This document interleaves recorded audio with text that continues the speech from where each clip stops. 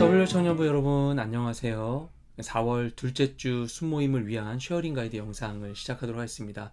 오늘 말씀을 나누게 될 본문은 에스라 4장 1절부터 10절까지 말씀입니다. 에스라 말씀은 포로 귀환기의 역사를 다루고 있는 역사서 중에 하나죠. 이스라엘 백성의 포로 귀환은 3차에 걸쳐서 이루어지게 되는데 1차 스룹바벨과 함께한 이 포로 귀환이고요. 2차 에스라와 함께한 포로 귀환, 3차 느헤미야와 함께한 포로 귀환이 있었죠. 1차 포로 귀환자들은 성전 건축을 하게 되었고 2차 포로 귀환을 하게 되는 에스라는 이들을 이 율법을 다시 회복시키는 이런 작업을 하게 됩니다. 그리고 3차 느헤미야의 포로 귀환자들은 성벽을 재건하게 되었었죠. 에스라 말씀을 이제 시작하면서 이 1차 포로기한과 2차 포로기한의 내용이 진행이 됩니다. 1장부터 3장까지 내용은 이 고레스의 칙령에 의하여서 고레스가 페르시아의 이 패권을 장악하고서 이전에 이 근동 지역의 강자들이었던 아수르나 바벨론과는 다른 이민족 정책을 펼치게 됩니다. 그것은 무엇인가 하면 이들이 각자 자신들의 본국으로 돌아가서 자신들의 신을 숭배하도록 한 것이었죠. 이 칙령에 의하여서 바벨론 포로로 잡혀 있었던 이스라엘 백성들이 본국 자신들의 이 고토인 이스라엘 지역으로 가나안 지역으로 돌아갈 수 있게 되었고 또한 이 왕의 칙령을 따라 예루살렘 성전을 지을 수 있게 되었습니다. 그리하여서 1장부터 3장까지는 고레스 칙령에 의한 1차 귀환자들에 대한 이야기와 이들이 그곳에 도착하여서 이 성전을 지을 수 있는 기초 공사를 하게 된 내용들이 나오게 됩니다. 4장에 넘어가면서 갑자기 상황이 바뀌게 되죠. 이들의 대적이 등장하게 됩니다. 이들의 대적은 누구인가 하면 이 사마리아 지역에 남아 있었던 자들인데요.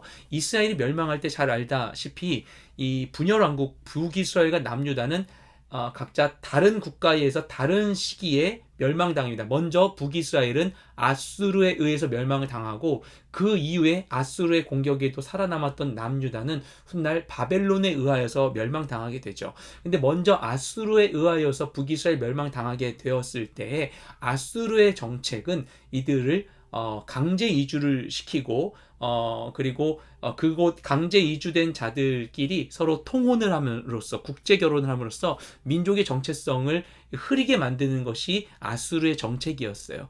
그래서 아수르에 멸망당하기 전부터 북이스라엘은 아수르에 의한 이 강제 이주들이 진행이 되었었고요.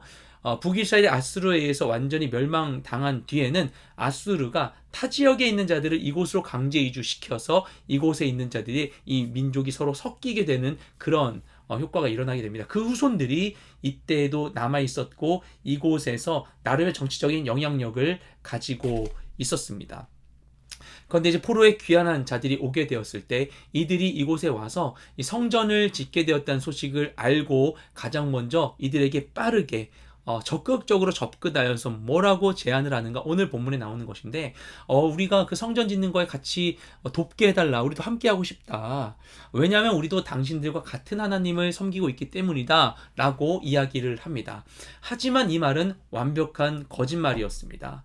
열왕기하 17장을 보면요. 처음 이곳에 이 외지인들이 아수르에 의하여서 이곳으로 강제 이주된 그때 사건들을 다루고 있습니다.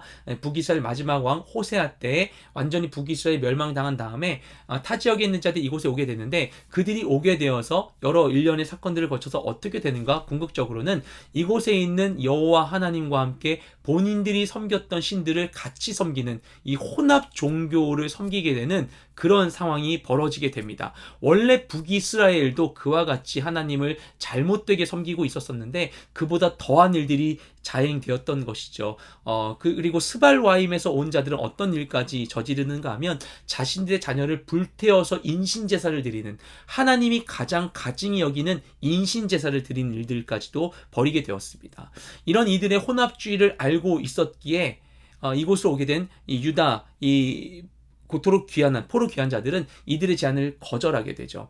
또한 거절하게 된 이유는 다른 한 가지가 더 있습니다. 무엇인가 하면 그곳에 원래 있었던 이 사마리아 사람들은 고레스 왕의 칙령에 의하여서 성전을 지으러 온 사람들을 보게 되었을 때 이 성전에 대한 것이, 이곳의 성전의 건립과 관련되는 것이 이 지역의 고레스 통치하에 이 근동 지역의 이 패권을, 이곳의 정치적 헤게모니를 장악할 수 있는 방법이라고 생각했던 것입니다. 그렇기 때문에 성전 건축에 뭐라도 이들이 자신들의 지분을 가져야만 한다고 생각했던 것이죠. 이들이 가지고 있는 혼합주의와 종교적인 이런 악한 의도를 알고 있었던 유다 포로 귀환자들은 이들의 제안을 거절합니다. 단호히 거절하면서 정치적인 이유를 대요. 명분이 있어야 되잖아요. 고레스 왕의 명령에 따라 우리가 왔기 때문에 다른 사람들과 함께하라는 명령 없었기 때문에 우리 함께할 수 없습니다 라고 합니다. 그러자 이 대적들은 자신들의 이 명분도 없고 정치적 명분도 없고 또한 이들이 거절했기 때문에 끼어들 일이 없잖아요. 그러니까 자신들이 껴서 뭔가 해보고 싶었는데 그걸 할 수 없자 자신들의 방법을 뒤집어 버려서 이제 완전히 방해하려고 합니다. 그러니까 2절에서 이야기한 같이 하고 싶다라는 말이 거짓이었던 것이 분명히 드러나게 되는 것이죠. 오늘 본문 가운데 나오는 이들의 방법은 크게 세 가지입니다. 첫 번째는 심리전입니다. 마음을 약하게 하고 두렵게 만들어가지고 못하게 만들려고 했었던 것이죠. 두 번째 방법은 무엇인가 하면은 우리말 성경 본문에는 나오는 표현이 참모들을 고용했다는 표현이 나오는데 원어적인 의미는 뇌물을 바친 겁니다. 고위 관직자들에게 뇌물을 바쳐서 이것을 막고자 했었던 것이죠. 세 번째 방법은 무엇인가 하면은 6절, 7절 이하로 나오는 부분들인데 왕에게 상소문을 올리는 것입니다. 사실 1절부터 5절까지는 고레스에서 다리오 왕까지 했었던 일들이에요.